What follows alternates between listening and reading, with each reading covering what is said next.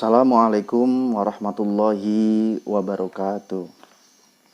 Salam bagi teman-teman. Semoga kita diberikan kesehatan dan kekuatan.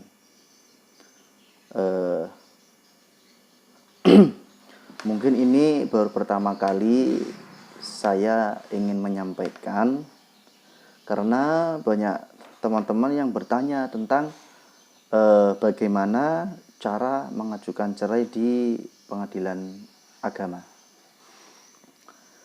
Jadi teman-teman, bahwa sebenarnya perceraian itu bukan kehendak kita semua ya. Namun apabila itu jalan terbaik untuk menyelesaikan suatu persoalan, ya mau bagaimana lagi kan begitu.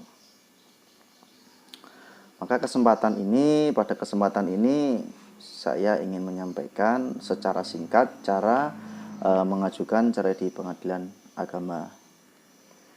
Kurang lebih seperti itu. Yang pertama teman-teman, siapkan buku nikah. Kalau tidak salah di buku nikah tersebut ada 1, 2, 3 atau 4 halaman, itu saya lupa. Siapkan buku nikah.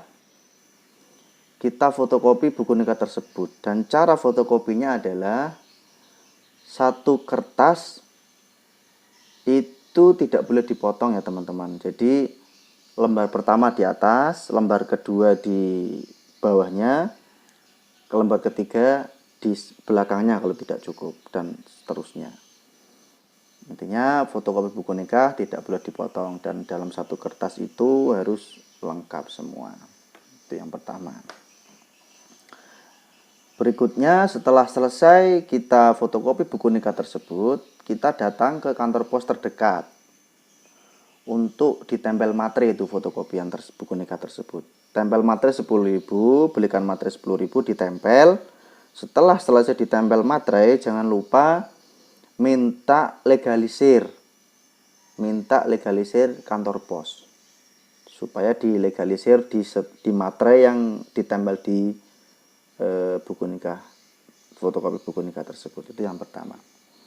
Yang kedua teman-teman, fotokopi KTP. Dan cara memfotokopiannya adalah satu lembar kertas berukuran A4 itu ditempel fotokopi KTP, tidak boleh dipotong ya teman-teman ya, tidak boleh dipotong itu. Itu yang kedua.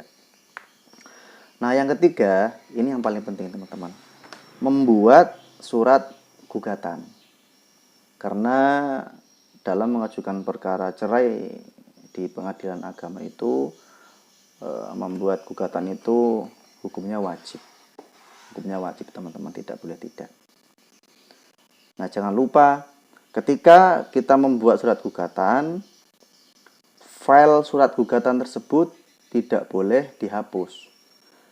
File tersebut nanti teman-teman simpen, di save, ditaruh di flash disk atau ditaruh di CD ya teman-teman ya, di VCD. Karena itu nanti file, namanya file atau soft copy itu diserahkan ke petugas pengadilan.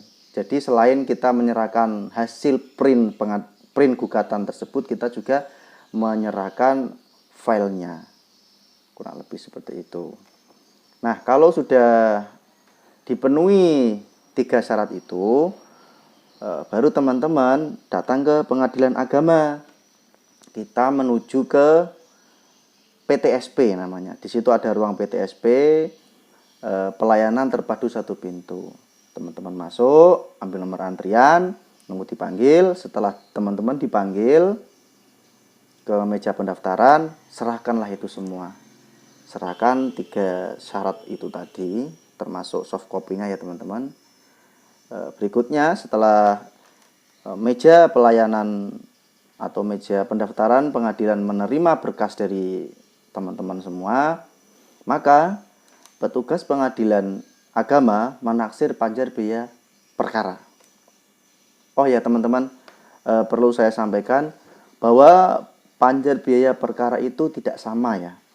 Panjar biaya perkara itu beda-beda, tergantung jarak antara rumah teman-teman dengan pengadilan agama setempat itu jauh atau dekat begitu. Untuk itu panjar biaya perkara tidak sama antara pihak yang satu dan pihak yang lain, seperti itu kurang lebih.